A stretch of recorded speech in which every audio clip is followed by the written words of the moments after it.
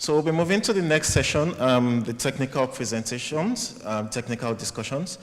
And I would like to invite Mr. Shem Bodo, the Acting Executive Secretary of ADEA, the Association for the Development of Education in Africa, who will be moderating this session. Please come on.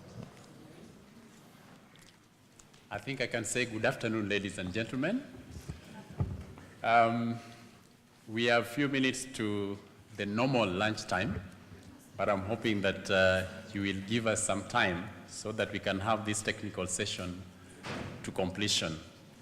I would like to call upon the following 5 panelists to come up front. Can I have Mon Mostet, Director of the Institute for Futures Research at Stellenbosch University? Could we have him come up, please? Thank you. Can I also have Munir Grami, Director of Research and Innovation, National Training Center for Training of Trainers and Training Engineering, Tunisia? Would I also have up front Jetan Sorensen, Technical Advisor, Enterprise and Workforce Development, FHI 360, and last but not last, actually second last, Wissem Belaga, CEO Skills Tunisia, and finally Patrick Coates, Regional Director, EMEA ACT.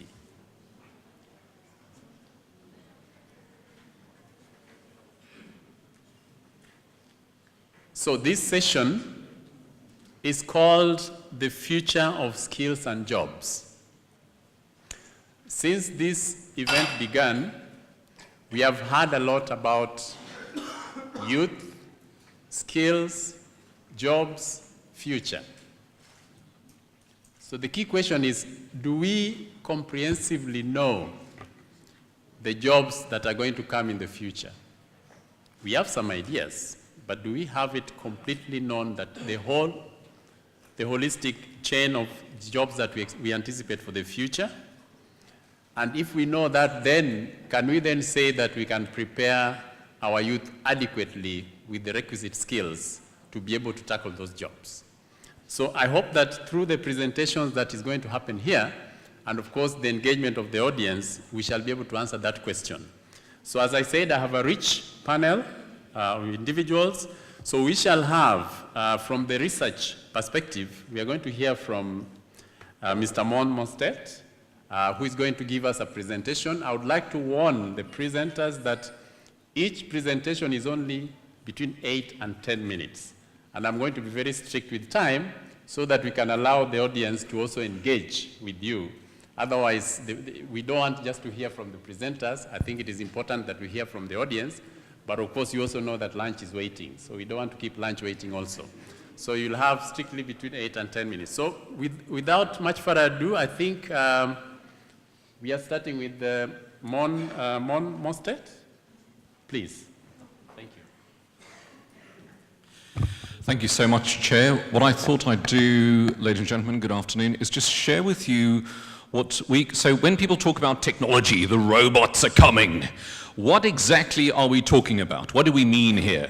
So what exactly is that technology that will disrupt this future world of work? And what I thought I'd do is just share with you what at the Institute for Futures Research we believe are those top 10 trends. And here they are, as they say in Miss Universe, in no particular order.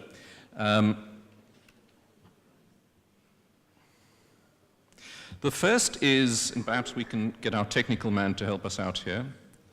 The first is big data. And that simply means that we now have access to more than we've ever had before. Big data. In the past, you could get away with guessing and expressing an opinion.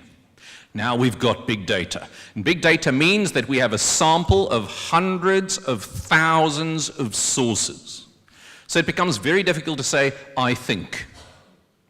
So this has very serious implications for what you think in the future. Because in the science of science, we ask a question known as the epistemological question, and that means, how do you know? How do you know?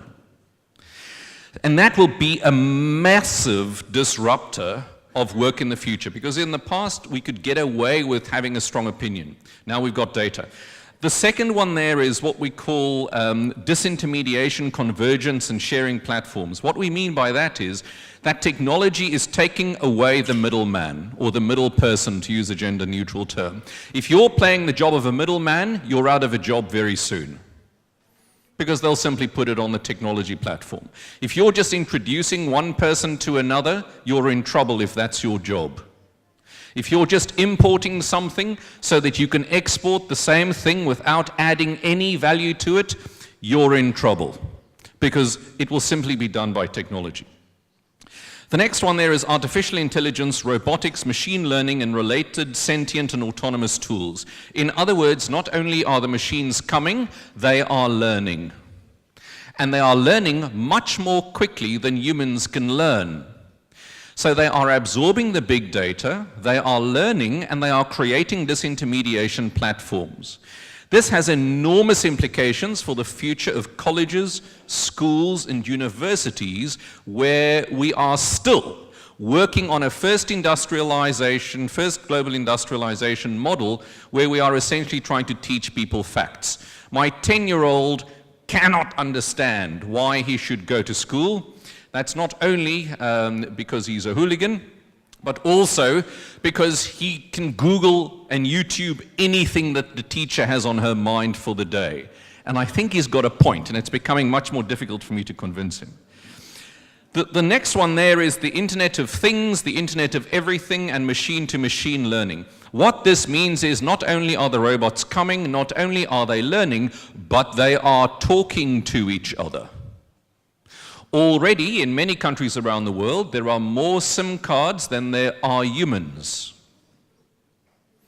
The Internet of Things is the idea that literally everything is literally connected to literally everything else. Your toaster is connected to your hairdryer, is connected to your microwave, is connected to your laptop, is connected to your phone. That means the machines are having dialogues. While we are having a conference, they are figuring it out. The next is nano, self-healing, and other responsive technology. In other words, this is the idea that technology, even so-called hard, so-called dead technology like cement or concrete, is no longer a dead thing. And nano is changing that game, and it has an enormous implication for the future. The next is the very nature of organizations. And you would have heard of so-called unicorn organizations or exponential organizations that, of course, grow at enormous speed.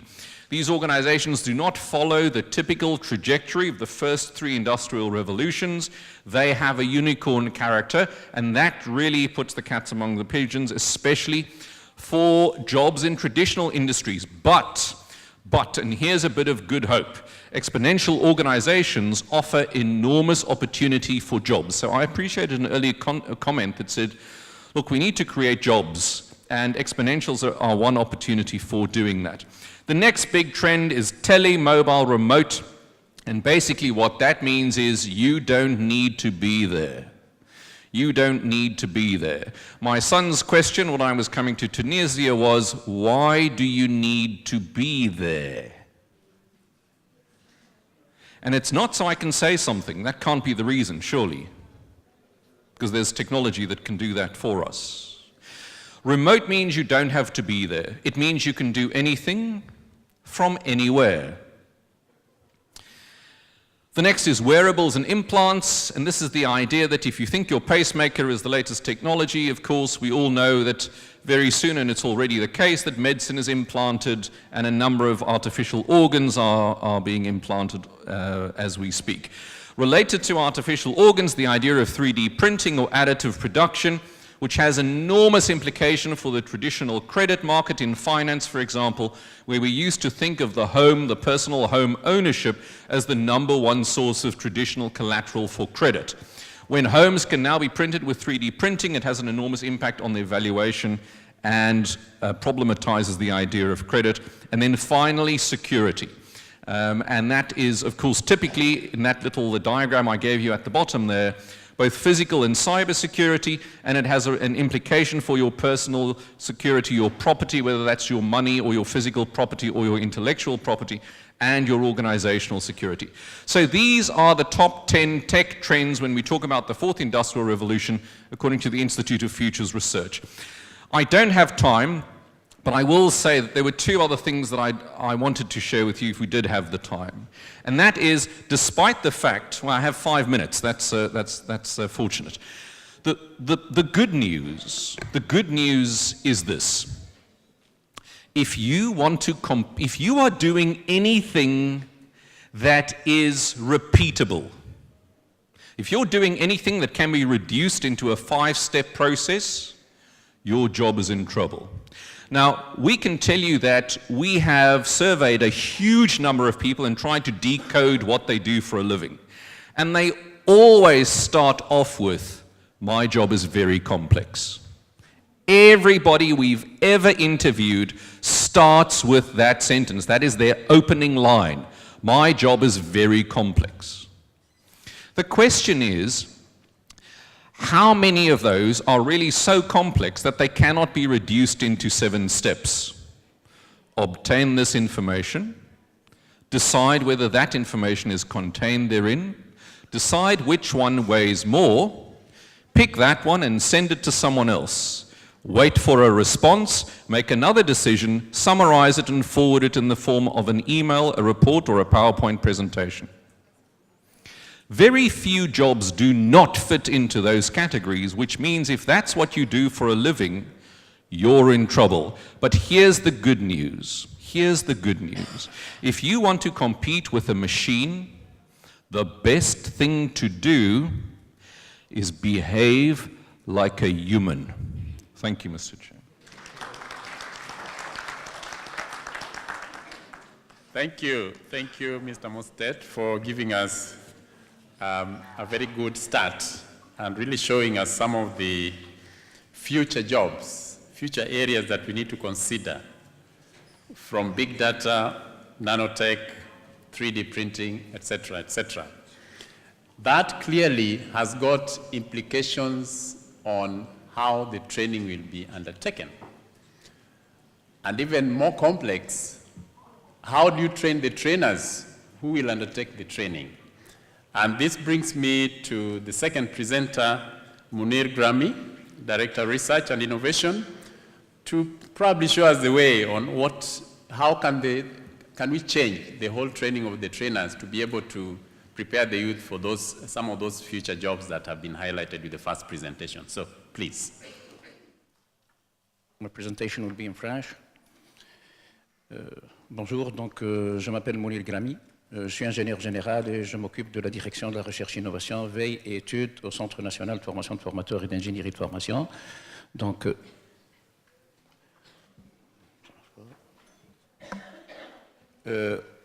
au fait, aujourd'hui, je vais parler de questions qui relèvent du futur. Or,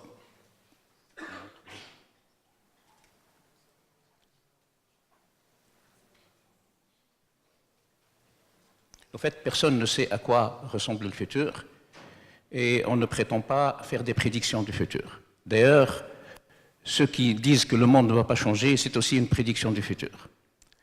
Donc, par contre, ce que nous faisons, c'est d'essayer un peu... Ça ne marche pas.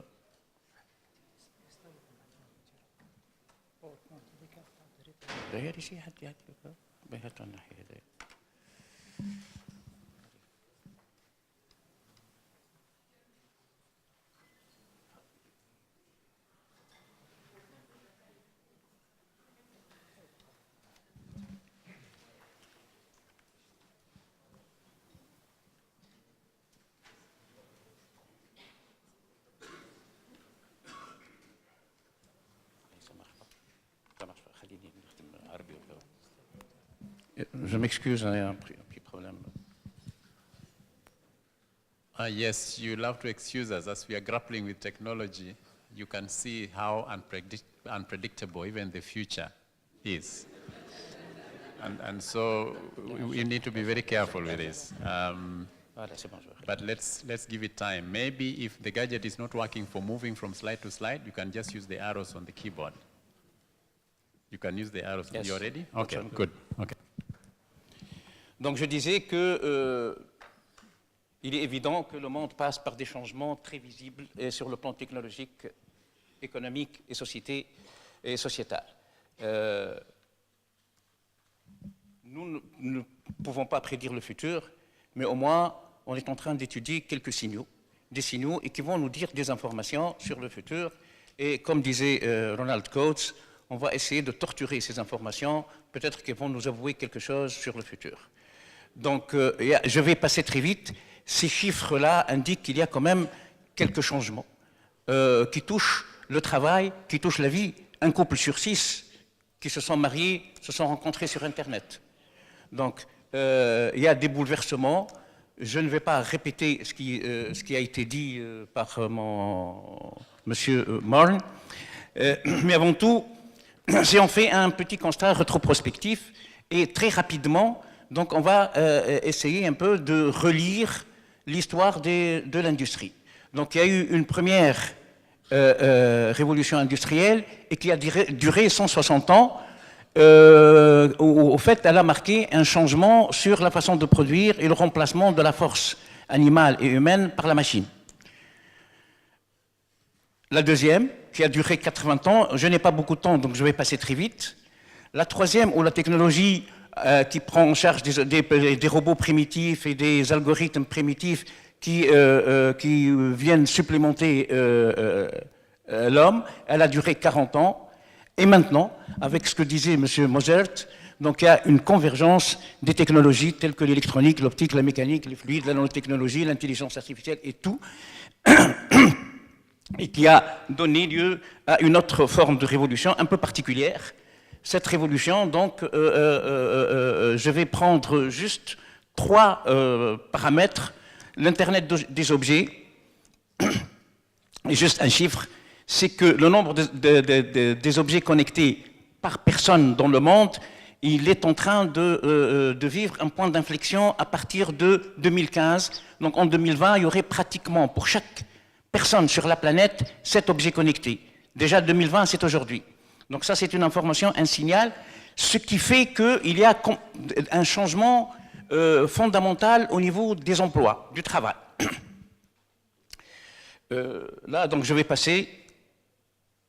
Donc ça change complètement les travaux, ça touche l'agriculture. Il y a des voitures sans chauffeur en agriculture, des métiers anciennement connus vont être reconfigurés complètement.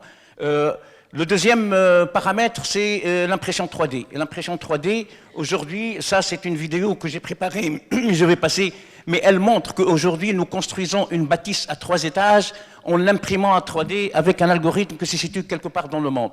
Donc le troisième point, c'est l'intelligence artificielle. Et donc je vais vous demander s'il y a quelqu'un qui peut détecter qui est le cookie, qui est le chihuahua. Donc on va passer du temps et on n'est pas sûr qu'on va avoir la bonne réponse. Alors que l'ordinateur, aujourd'hui, avec la reconnaissance des formes, il est capable, il a la ligne jaune, ça c'est l'humain, l'algorithme c'est la ligne bleue, il a dépassé en taux d'erreur la capacité perceptuelle et visuelle de l'homme. Au niveau de la reconnaissance vocale aussi. Donc qu'est-ce que cette information nous dit? Cette information nous dit que le mythe où l'ordinateur imite l'homme sans le dépasser n'est plus d'actualité. Et que l'algorithme, l'intelligence artificielle, fusionnée par d'autres technologies, peuvent avoir des machines qui pensent, qui conçoivent et qui peuvent complètement remplacer l'homme. L'homme dans le travail, dans son contexte, il n'est plus indispensable. Ou du moins, le principe de l'irremplaçabilité de l'homme n'est pas une hypothèse et une évidence. Qu'est-ce que ça fait? Ça fait que ça a un impact surtout sur les modèles économiques, sur les qualifications et les métiers, et bien sûr sur la formation et l'éducation. D'abord sur le modèle économique, si les travaux répétitifs seront remplacés un jour par des robots, des imprimantes 3D, etc.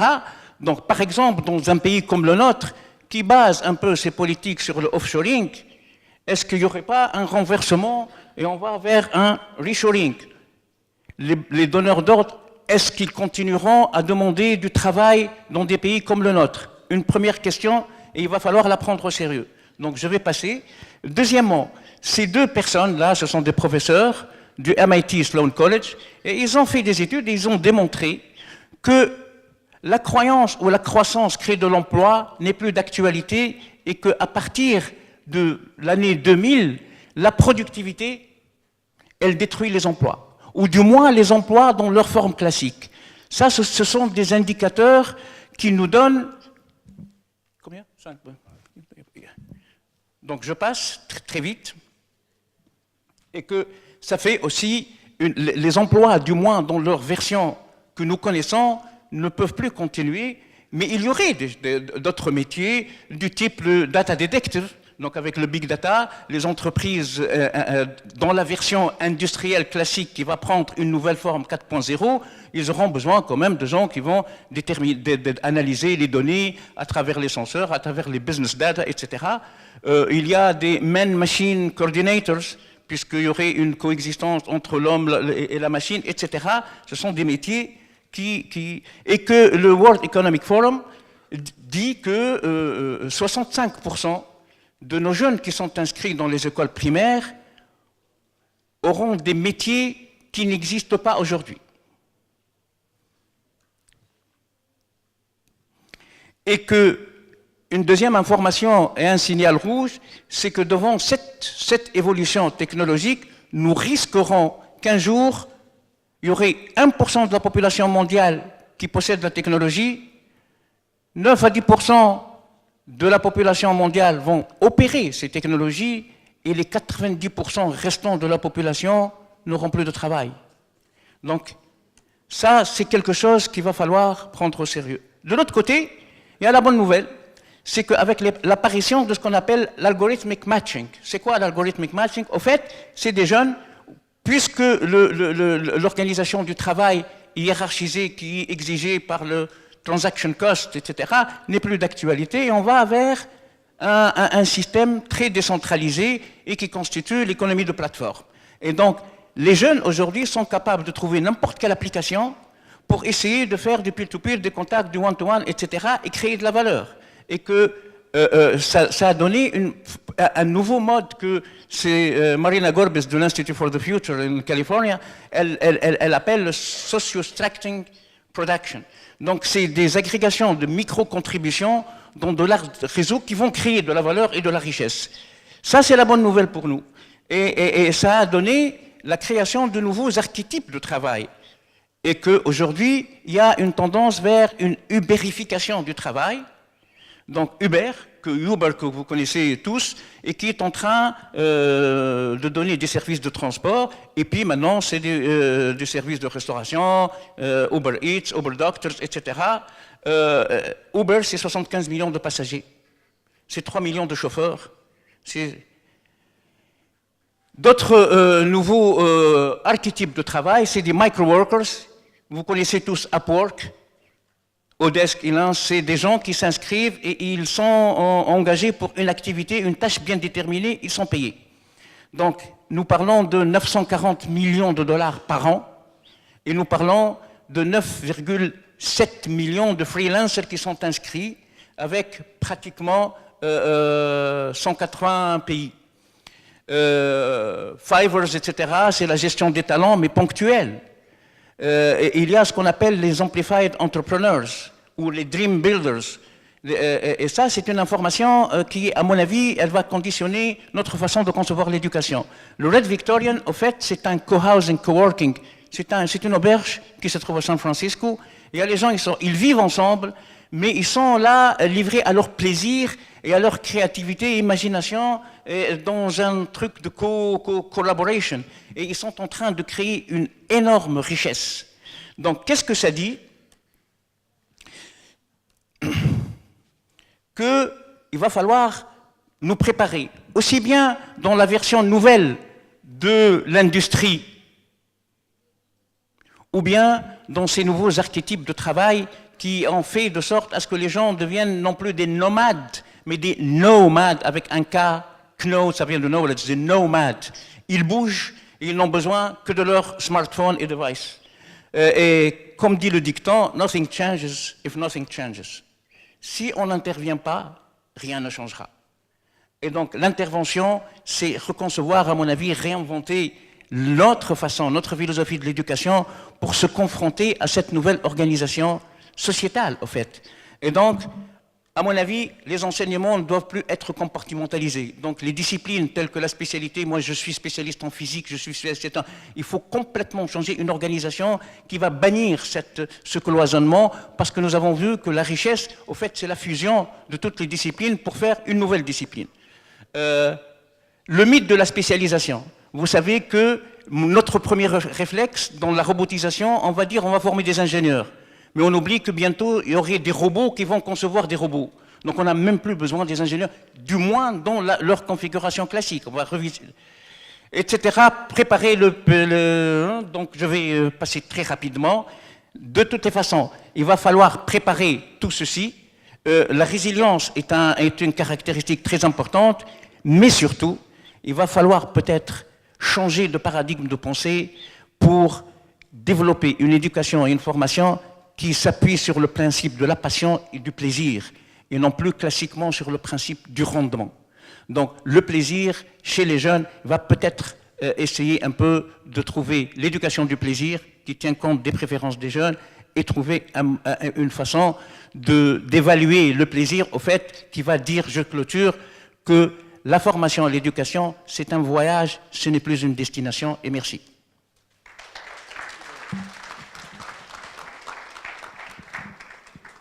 Thank you very much, Mr. Grammy. Do we have representatives of any labor union here present? Well, I'm glad there's none, because Mr. Grammy has just scared us that we are really getting out of relevance with the coming of the machines, and that, you know, can be a very hot topic for the labor unions. So you started very well by giving us the genesis of the industrial revolutions, and then before scaring us somewhere in the middle, but then you brought us back that there is hope with this presentation. I think a very intriguing presentation, something to think about. And now that brings me to the third presenter, somewhere around the labor market information system. So I would like to call upon Jatan Sorensen to give us something about LMIS. Thank you. Hello, everyone. My name is Kjartan Sorensen, and I'm here working for FHI 360, which is an American NGO. I can also take, after the presentation, questions in French, parce que je parle aussi français. Voilà. So thank you very much for my colleagues who scared us a little bit, of course, about the future of work, but maybe I'm here to also say that it's actually possible for governments who seem a little bit lost in the face of all these challenges, how could they tackle the knowledge that we need to anticipate how to create these jobs, how to navigate the labor market, especially for all these youth. I think people were mentioning there's 400 million youth coming up here just on the African continent. So obviously all the decision makers are having trouble sleeping at night. And one of the ways the African Union, for instance, is trying to promote better labor markets is to promote labor market information systems. And we've heard a lot about this, also I think yesterday during the TVET cluster. And I, together with a colleague who's not here today, Jean-Michel Mas, we wrote a little study about labor market information systems to try to understand what they are, how are they helping governments, and I would like to maybe explain quickly what we think they are, and maybe how they can be improved, what are the ways we can improve them. It's a little bit of an under-prioritized area, but it really is something that should be a big focus of governments. For instance, in the US, they spend more than $1 billion a year on labor market information, and that's just at the federal level. And at states, they spend much more. And you know, maybe if you follow the news, that in the United States, every quarter there's a job report that comes out, and what that says has an immediate impact on the stock market. So it's really important information. But despite the investment, also quite a bit has been done in the past 30, 40 years here in Africa on developing these systems. We still struggle to provide key answers to educators, job seekers, employers about the type of questions they want to have answers to. So for instance, here you have a few that I just typed up. What training should be implemented in Twawa? That's in Tanzania. What are the requirements to become a veterinarian in Tunisia?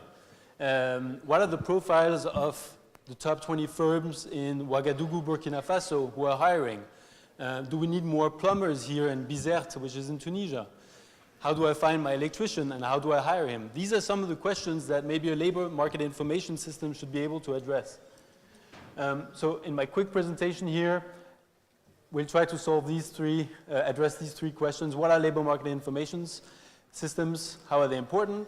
What are the types of them? And how do we build one? So first of all, I'll skip that one, I think.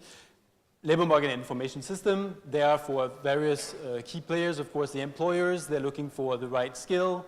They want to also know how to skill their workforce. Policymakers, they want to know how to create education and training systems that work to meet demand for skills. Educator career counselors wants to be able to provide guidance to students, etc. Researchers, they want to understand the labor market. We have some up here. And job seekers, of course, want to find jobs and want to build their skills. So labor market information, what is it? Well, we have, on the input side, we have a lot of data on the labor market that comes from many places. And our colleagues were saying that it comes from more and more places, right? And then there is the process of analyzing that information, labor market analysis, and that creates labor market intelligence as an output. So we can categorize it as labor market information that is intervention-oriented, it is for decision makers, and LMI that is for researchers, observation-oriented, right?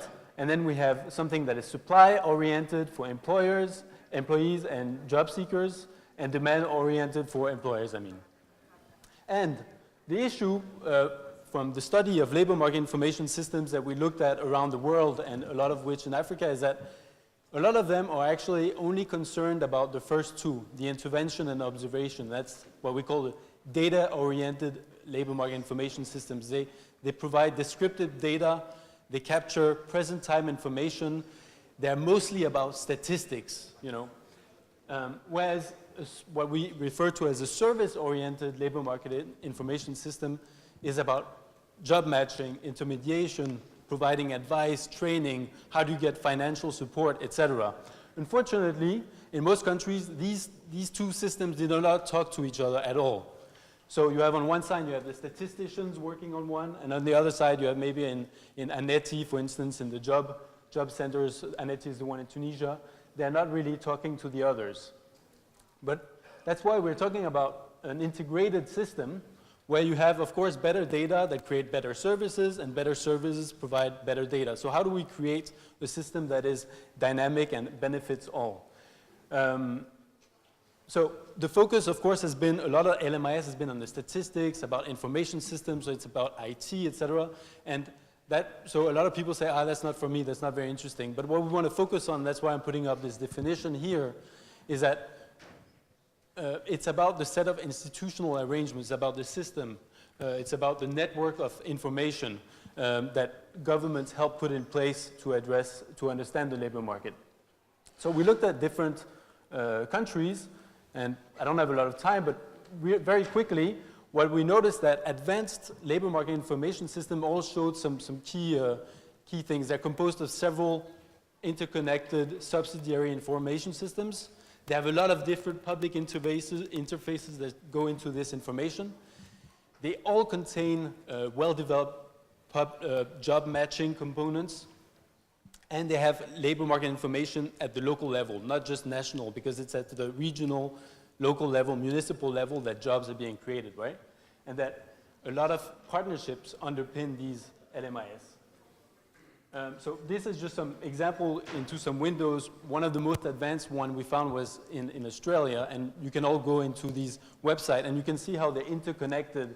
If you're looking for information on how to train to be a welder, for instance, you can see where you can become a welder, and that will take you to what are the career pathways. It will show you what are the outcomes, what are the top qualifications, and what are the different jobs you can get in that sector, and what it will look like in the future.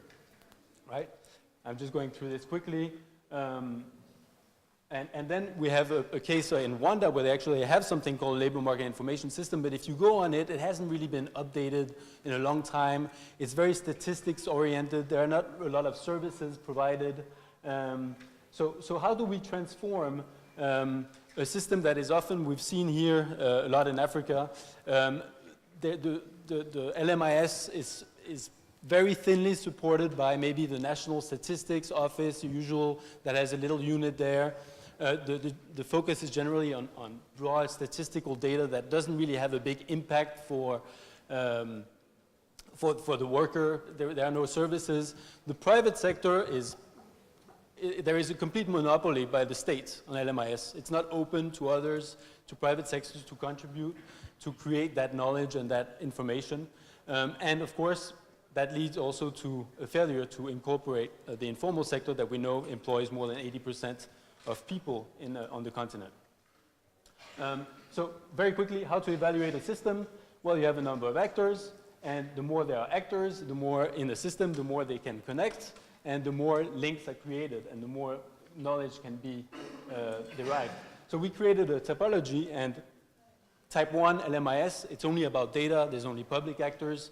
Type 2 is a bit more advanced, there are a few services, but still the private actor is only, the public, private enterprises are mostly excluded from it. And then you have a Type 3, where the private enterprises actually find a benefit to contribute to creating knowledge effectively. So this is generally an LMS Type 1. You see there's a National Statistics Office that maybe works a little bit with the Ministry of Labor and Employment to provide some information, but it's very minimal. And they have to bear the whole burden of that very advanced labor market on their shoulder. And then you have a Type 2, you see the bit more actors, and then you have a Type 3 where you see a lot of interconnections. This is a little bit like my colleague Munir was showing earlier about what were you calling it, Munir? The network, the mesh? The decentralized? Yeah, the decentralized... Social structuring system. Social structuring system? Okay, exactly. So it looks a bit like that, right? So how do you create such a system? Well, first of all, of course, you need support at the highest level of government, and you need to have a public-private working group that works about thinking what are the key priority questions we need to answer for our youth and decision makers to make a better, do a better job. And we need to exploit existing sources of information. There's a lot of information, and thanks to these technological advances, we can capture, and that was the big data my colleague was talking about. We can capture administrative data on the economic context. We can get information from the private sector. A lot of research, academia, reports exist. They're not exploited. They're not aware. And we can explore new collaborations. For instance, in England, it's the University of Durham that manages their labor market information system. It's not the government. So they outsource and they create partnerships. And we should, of course, take advantage of all this new technology. And of course, I will conclude just by saying that all these youth, they know how to use all this. They know how so the government should open up a space for them to work on how to improve their systems and provide better labor market information. Thank you. Thank you very much. Thank you very much, Mr. Sorensen, for giving us, making us more aware and probably having a greater understanding on the whole subject of LMIS. Now we want to switch gears and look at the soft skills, or the 21st century skills. And we have Ms. Wissem Belaga, the CEO of Skills Tunisia, to really take us through this. Thank you. Bonjour, je me présente Wissem Belaga, fondatrice Skills. Donc aujourd'hui, presque toutes nos activités humaines s'appuient de près ou de loin sur des programmes informatiques. Donc nous le retrouvons dans le journalisme, l'agriculture, la médecine. Nous avons des assistants virtuels qui nous aident à gérer notre quotidien. Nous aurons bientôt des voitures qui se conduisent tout seuls. Mais l'informatique, ce n'est pas à 20 ans qu'on apprend à la maîtriser, c'est lorsqu'on est jeune que ça se joue, qu'on va comprendre et devenir maître. Donc, en 2014, ma fille aînée avait presque 8 ans. Donc, j'ai constaté qu'elle avait beaucoup d'aisance quant à l'utilisation des outils technologiques, mais qu'elle ne comprenait pas vraiment le fonctionnement. C'est comme si elle savait lire, mais pas écrire avec les nouvelles technologies. Donc, l'idée était ici de lui apprendre à programmer afin qu'elle puisse comprendre comment toutes ces applications et ces jeux qu'elle était en train de consommer ont été créés. Donc, j'ai lancé des recherches, j'ai suivi des cours certifiants et non certifiants. Nous avons commencé à apprendre ensemble et cette idée a juste changé ma vie puisque j'ai créé en décembre 2015 Skills. Donc, Skills, ce sont des ateliers où l'on apprend aux enfants à coder pour créer tout ce qu'ils veulent, tout ce qui a du sens pour eux. Vous le savez tous comme moi, que pour un enfant, le jeu le plus excitant, c'est la tablette ou l'ordinateur. Donc, si vous dites à cet enfant qu'en fait, les jeux auxquels il a l'habitude de jouer, il va les créer tout seul, déjà, vous allez avoir une première réaction où leurs yeux vont s'illuminer. Ça va être un moteur extraordinaire d'apprentissage. Et vous allez en ce moment changer sa posture par rapport à l'ordinateur. Donc, il va passer de simple consommateur passif à créateur actif. Il va comprendre également qu'en fait, la machine ne pense pas et que c'est lui le seul maître qui va lui faire tout ce dont il a envie en donnant des instructions simples sous forme d'algorithmes. Donc, comment nous le faisons chez Skills ? En fait, nous accompagnons les enfants dans leur aventure d'apprentissage à travers des ateliers hebdomadaires tout au long de l'année scolaire ou encore des stages accélérés pendant les vacances. Donc, groupe réduit de 8 à 10 enfants maximum, un animateur. Ils vont créer des jeux, des applications, des robots, sites web.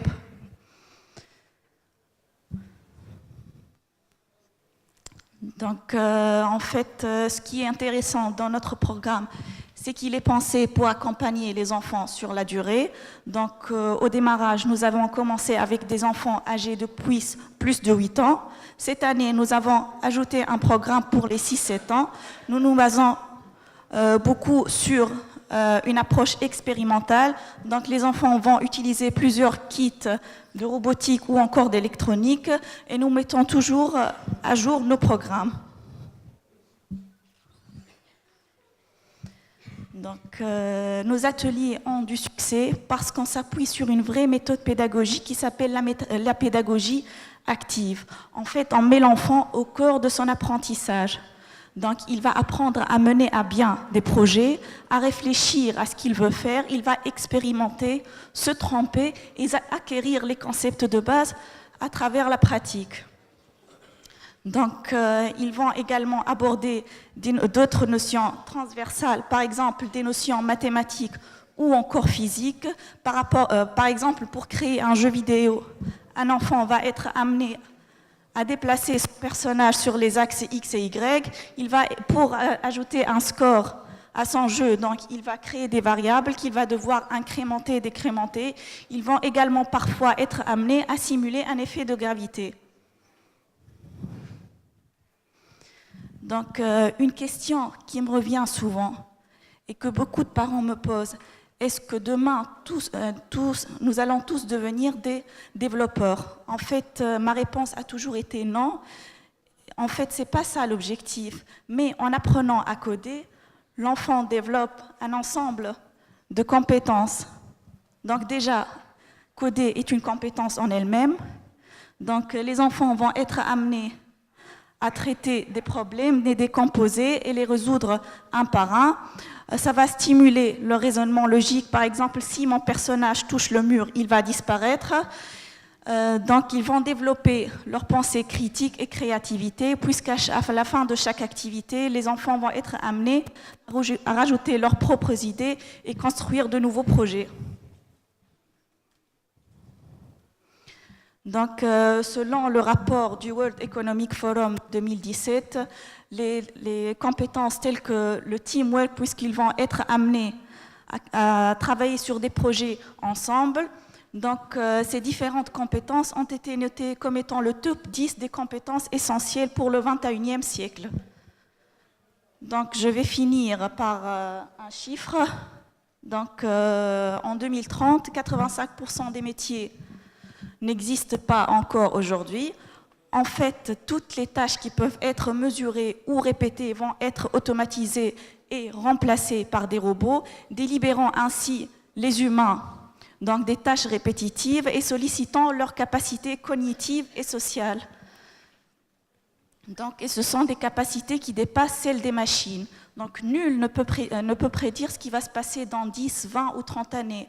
Donc, ce qui serait intéressant, une chose est sûre, la technologie va prendre une place encore plus importante. Donc, ce qui serait intéressant, c'est d'en tirer le meilleur profit, préparer la jeunesse africaine, donc, et les doter des compétences essentielles du 21e siècle pour pouvoir mener à bout n'importe quel projet, surtout dans un monde où on ne sait pas encore quels seront les métiers de demain. Merci.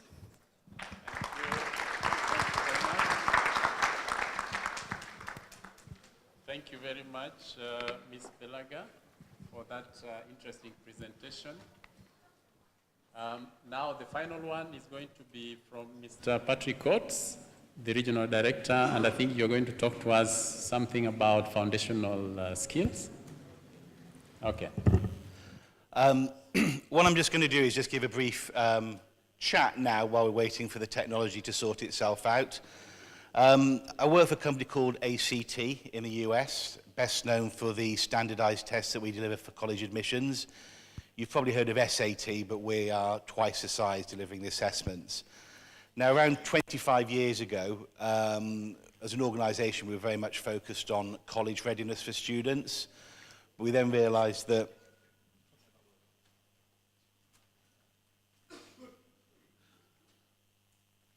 so I don't think we are going to be able to do it, so I might be talking without any slides.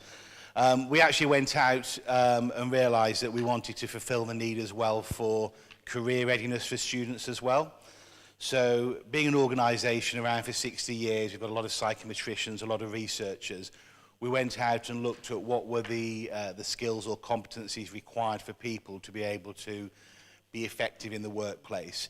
Now, I think in the last presentation, we've heard about some of those in terms of the soft skills. Things like critical thinking, problem solving, team working, collaboration, etc. Now, the other thing that we realized as well, that there were 3 other skills around reading for information, locating information, and applied mathematics, so the practical application of maths. So what we did is we created a series of assessments based around those, and we created what we call the Career Readiness Certificate. So while we also provide training material on the soft skills, we actually measure people on this benchmark at level 3, 4, 5, and 6. And we use that benchmark to support people about how they can get into employment. So over the last 25 years, we've delivered around 4.5 million of these assessments. And what that's enabled us to do is to support people into employment, particularly youth, though it can also apply to people who are in employment that want to improve their job roles to get better paid jobs. What I was going to show you is some of the statistics of the research that we've got, and I can't remember them. But what I'll do in a few minutes is we'll just forget about that, and I'll just read out from the presentation as well. There's a slide deck direct to you. One other thing that we realised is in terms of supporting people to employment, it wasn't just about having a qualification or a credential. It was imperative that we have to work collaboratively in a particularly what we call work-ready community. So we were focusing on working with employers. Employers are key to all of this, because without the employers, there won't be any jobs for people to go to. So the employers, the individuals themselves who are going to get the skills to be able to get the jobs, the education providers, and also local government as well. Now, in different countries, it's different states, but typically in the US, it's state and county level, but of course in all your own countries you've got different government interactions. So with this work-ready communities, we're able to bring all the stakeholders together. We created what we call an academy, so that people who engage and make this commitment to adopt the career readiness certificate within their community and then make it successful working with the providers. So we actually measure that and assess that on an ongoing basis to make sure that they're able to meet the requirements of the program and be successful. So let me get to some of the statistics. So at the moment in the US, around half the states deliver the career readiness certificate. As I said before, we've done about 4.5 million people that have taken it. And what we do is the program's actually mapped to the ONET database. I'm not sure if people are familiar with this, which has, at the moment, it's constantly changing. We're talking about new roles, it's constantly being added to, which has around 21,000 job roles and the competencies required. And what we've done is mapped our career readiness certificate about each of those. So we know that for a particular job, accounts clerk, shipping controller, technician, whatever it might be, we know what the competencies that they require to be able to do that job. So our career readiness certificate is measuring two things. One is in terms of the person's general ability around maths, etc. They might be required to do the job. But it also, more importantly, and our psychometricians, Chang Hua, who normally presents with me, couldn't be here today, and she actually say that what it also does is enable you to show how someone is able to learn how to do a particular job. So what we're saying is typically a school leaver, doesn't have a high school diploma, leaves high school in the US, they go into employment, they go with their career readiness certificate. The employer knows that if they're at a particular level, for example, silver, automatically they're able to do half the jobs that are listed within that database. So what it's doing is encouraging employers to take on young people into jobs, and it's removing that barrier that they have that it's too difficult, we'll have to train them, we'll train them up, then they'll leave. Now that's not saying that there aren't other requirements as well around soft skills and of course interpersonal skills and everything else. But what it has done by implementing this is some other statistics, and this is what I was going to read out to you. So as an individual, depending on what level you perform, and you can retake it, you can improve your score. Typically those that are performing at the top level, so bronze level is what we call level 3, a third increase in salary. Silver level is 60% increase, and then gold platinum basically is 100% increase in your salary over people that don't have it. And I think back to the point we mentioned before, $1 billion a year is spent on statistical analysis and labour information in the US. And this is where we're drawing all our information from to get these figures and these numbers. So what you're able to do is, apart from getting people who are not into employment, what you're also doing is providing opportunity for those that are perhaps in a lower level job to be able to increase their salary and earning potential. Because the other thing that's not mentioned, while we've been talking about a lot of people are unemployed, there's also people that are employed but not earning enough money to be able to support their families as well. So it's not just about one problem, there are other things as well associated with it. So this is a credential outcomes for employers, and as I said before, they're key in terms of our model. So 23% increase in employee productivity and task performance. So because you're getting people who are more capable, who you know are able to learn how to do your job, you're getting increased productivity, which is always important. Now this was something that I didn't really appreciate until I was speaking to at an event last week. One of my colleagues introduced me to someone that works for a factory in the US, a wood pulp provider, 1,500 people they employ. And he said, so we've got a 22% increase in output due to increased safety. It used to cost them millions of dollars a year on issues with industrial accidents, etc., but that's reduced significantly with the introduction of the career readiness certificate, because the people they're employing are better able to understand the requirements of what they're meant to do in their job and to be safe. So 20% reduction in hiring needs due to increased performance, because you're taking on people who are then going to stay, you've got those reduced costs. 90% reduction in hiring due to employee safety. 25 to 75% reduction in turnover. That's a huge, huge impact, because what you're not doing, you're getting people who want to do the job, who are able to do the job, and are not leaving.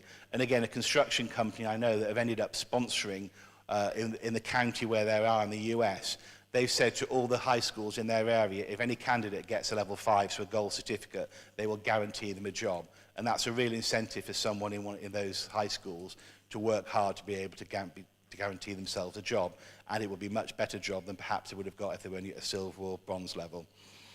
57% reduction in time to hire as well for employers. That's a huge difference.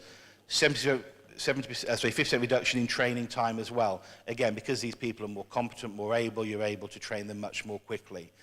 Now, I know you're going to say, oh, yes, you've done this in the US. We've also implemented this in Mexico, where we're working with one of the big technical colleges there, where all their candidates that are going to leave and graduate with their college diploma will also be taking the career readiness certificate. One of that reasons is, one, it's a good benchmark, because the big challenge there is you've got lots of different colleges in different states. Standardization is often very difficult between those, so they're using the career readiness certificate as the benchmark for that. And we also do some projects in Brazil. It also transadapts. We're currently delivering this project we've done it in Thailand, in the Philippines, and again, I've mentioned Portuguese and Spanish with Spain and with Mexico and Brazil. We are at the moment looking about how we can work on this in projects, particularly if one of my colleagues is in Jordan at the moment. We're looking about how we can work supporting refugees into employment where you've got people that have got a variety of education. They're not necessarily able to have any documentation, etc. What we're doing is translating this into Arabic so that we're able to then help these people to be placed into employment where they've got the biggest chance of success in their particular job. You're not going to fix it now, are you? Fine. Okay. I am around for the few days. I'm going to finish there. Go on. You dare make it work.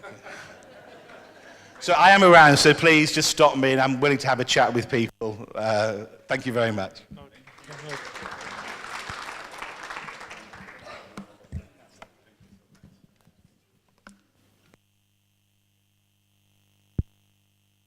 Finish the presentations. We've had, from the first two presentations, really focused on some of the future jobs.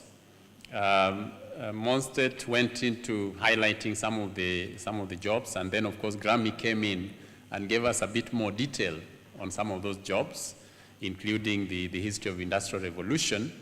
Then we looked at how then do we bring in the labor market information system to try and map out, some of the required manpower to be able to get some of those future jobs.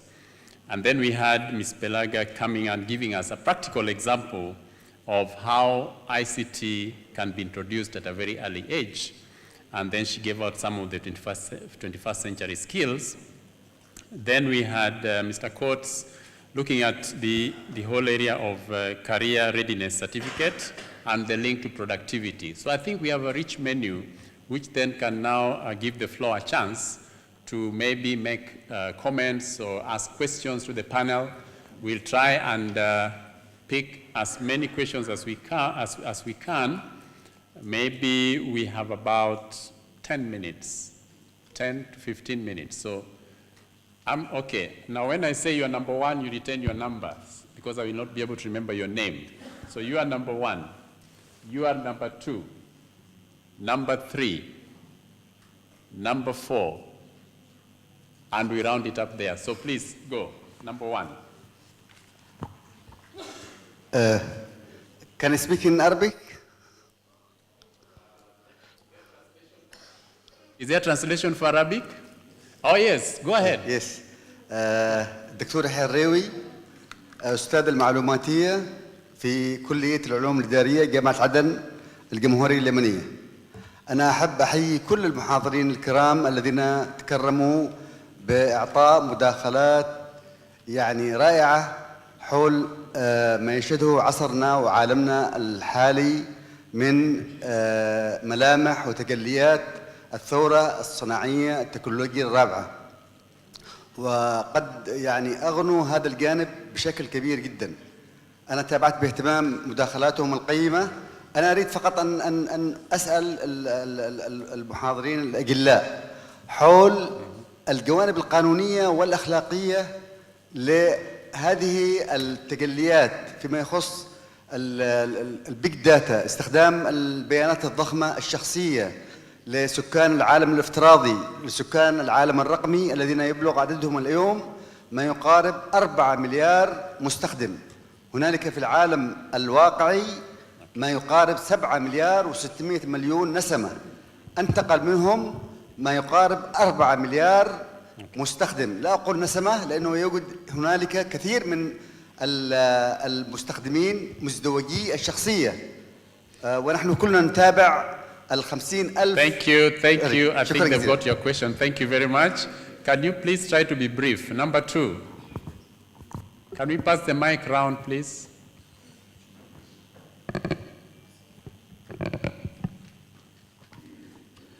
Bonjour tout le monde, je m'appelle Daouda Diao, je suis le directeur de IDEV Technologies, une société de services numériques du groupe IDEV basé à Dakar au Sénégal. En fait, je n'ai pas une question, mais juste une petite intervention sur les métiers de demain.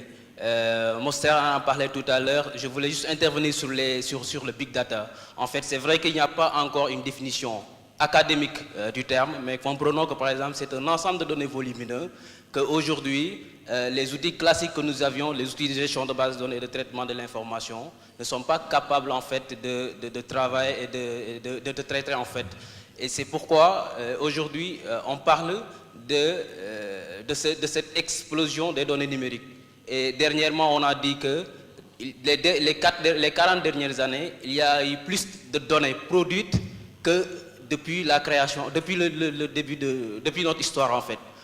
Ça pose en fait un problème assez important.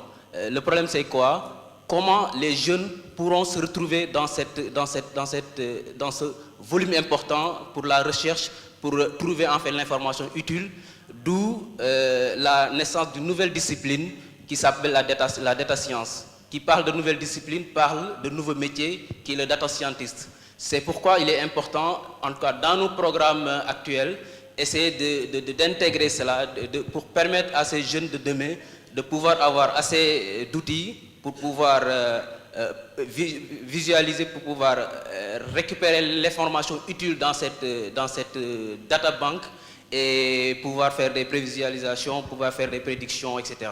Je vous remercie. Thank you very much.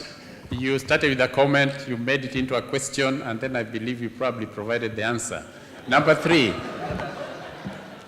Number 3.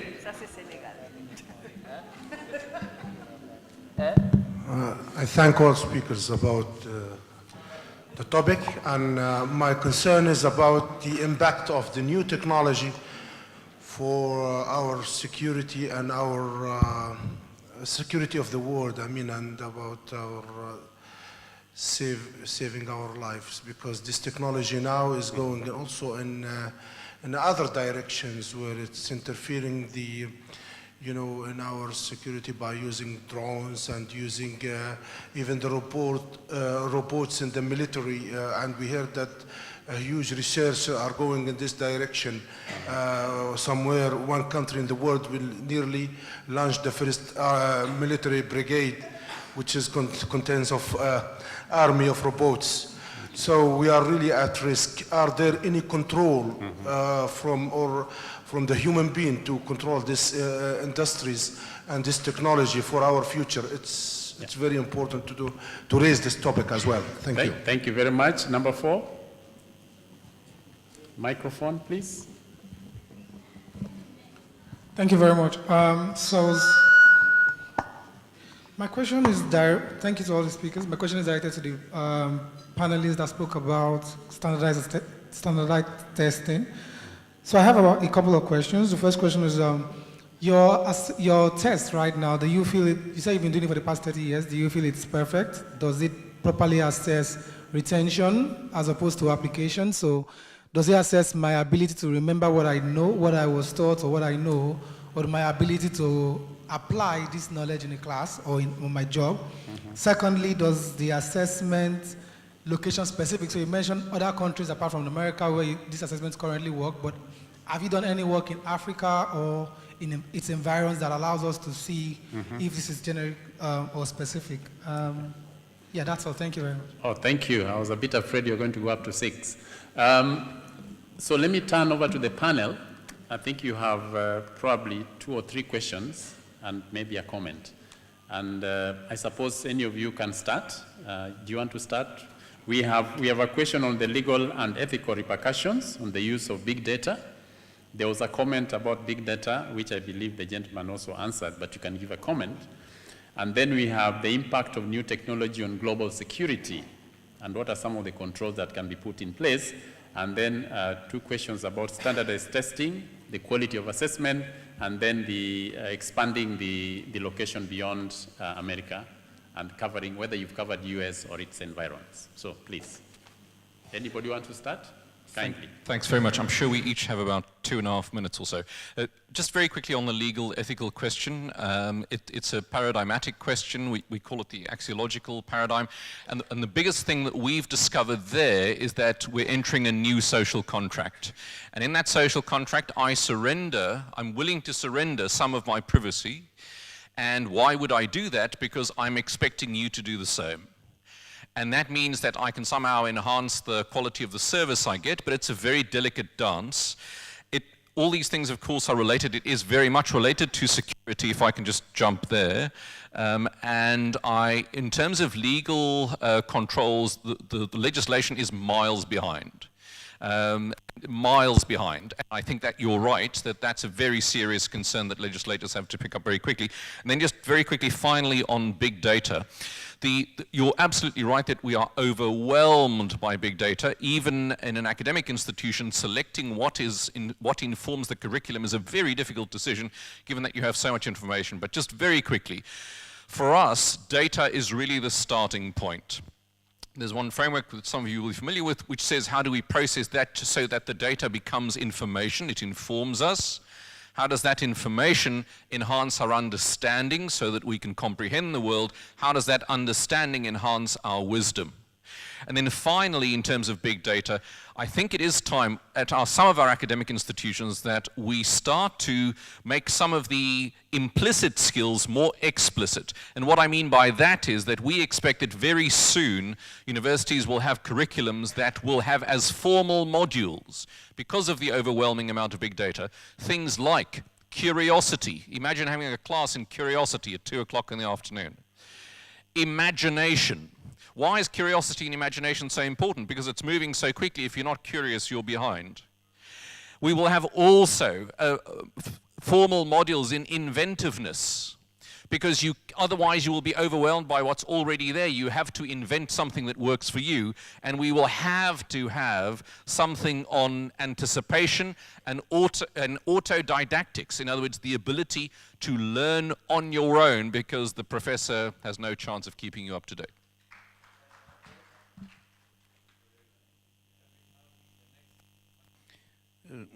Juste pour interagir par rapport à la question numéro 2, par rapport à la façon dont les jeunes doivent se comporter par rapport à tout ce volume de données.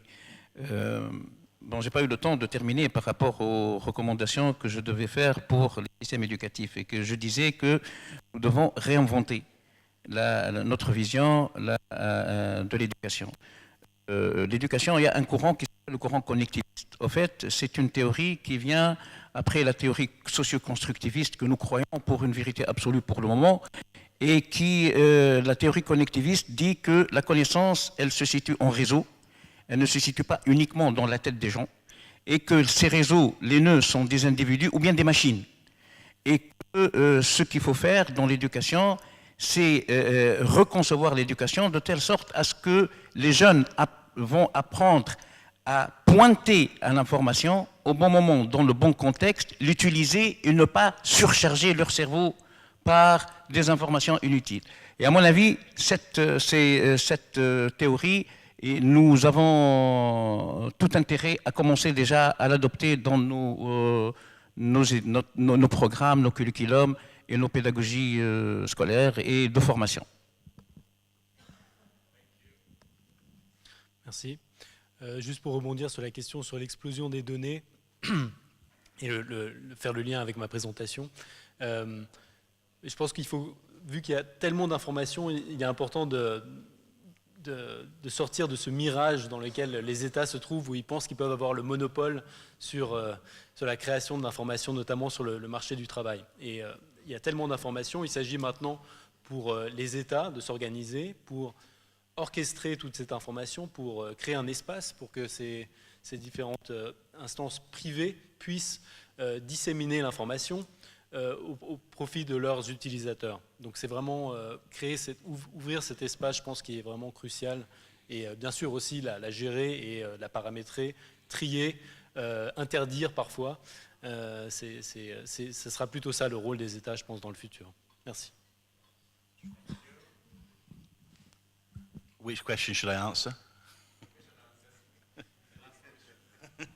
Can I answer theirs as well, please? So, I mean, in terms of an assessment, ACT as an organisation is very much a research-based organisation. We have we employ around 1,000 people, of which 250 are psychometricians. It's a word that probably 10 years ago, I'm based in the UK, no one had really heard of in terms of the whole science of measurement. And we heard about big data. Big data's been around for a long while. It's just that someone's branded it as something. It's actually how you use the data that's really relevant. So our psychometricians have always been working for a very long time to make sure that the assessments are fair, valid and reliable, so that you are assessing the right thing and you're doing so in a fair way that no individual candidate is disadvantaged. So there's always lots and lots of information. It's just making sure that you're able to create those assessments that are meaningful. The problem is that takes time and money, and often organisations can cut corners, they can do things because it's easy, they don't necessarily do things in the right way. So it's difficult to do, but as an organisation we've always made that commitment, and it's always about the rigour and quality. Someone just also mentioned about in terms of the work keys, how is it used in the US? Because we employ at a sort of community individual level, we don't do it on an entire state. Because of the process and government and how it works, we find it much more successful at a smaller level. And what happens is it creates a sort of a competitive advantage for that individual county. And there's actually, what's it called, Site Survey magazine in the US, and large employers where they want to open up in a particular area, they look at this magazine, and the career readiness certificate statistics are something that they use to decide whether they should work or open up their office in a particular area. But the thing about the assessments are that they've got to make sure that they are robust and reliable, because suddenly there becomes incentive for people to cheat.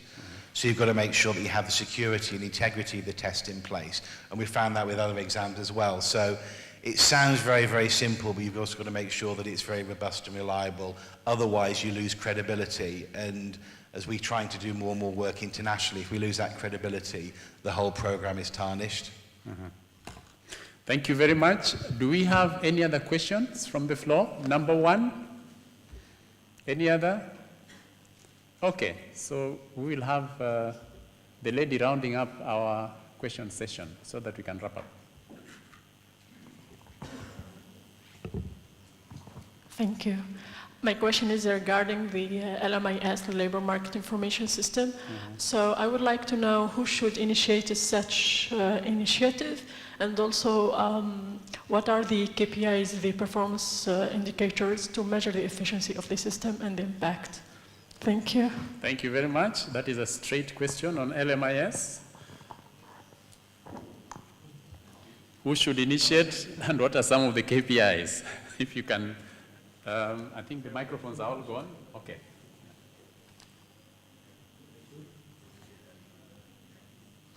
Thank you. Who should initiate labor market information systems? Well, first of all, I think in most countries there is already something in place. And typically, as I mentioned, it's usually the statistics offices that are the barriers, but I think that we have to go away from that and ensure maybe it's the ones who are in charge of creating, making sure that jobs are being created. For instance, the ministries of labor or the different organizations that are there to create services. But I think it's mostly about an institution coordinating, but all these different institutions should be a part of it, public and private. So it's not so much about who's on top, but how do we create that space for that collaboration to occur. Mm-hmm. In terms of key performance indicators, perhaps to measure how performant a labor market information system is, it's about how many actors are actively contributing into that system. Do you have universities connected to the ministry, the employment services? Are they providing information? Are they transmitting it? How many links are made between these different organizations, public and private enterprises? That's one of the performance indicators you can use to test whether a system is performance. Thank you very much. Ladies and gentlemen, I believe we've had a rich technical session. We were taken through the presentations. The floor has reacted by asking questions. And some of the things that are coming up, of course, I think the issue of review of the existing legislation around big data is important. We have also talked about the need to reform or reinvent the education system in terms of the vision, moving towards networks, perhaps looking at exposing learners more to issues around curiosity, issues around imagination and inventiveness, and perhaps debunking this myth about managed information use of big data by governments, whether they will use it for purposes which are not quote-unquote good. And then around the labor market information systems, I think governments generally, but most probably those ministries that are dealing with the manpower tracking surveys, and of course you've been given some of the performance indicators. So on that note, I would like to thank you very much for your attentiveness. I would like to thank the panel. Please join me in thanking the panel. And thanking ourselves for the very rich engagement. So thank you very much. I believe the Director of Programs would like to give us guidance. Thank you.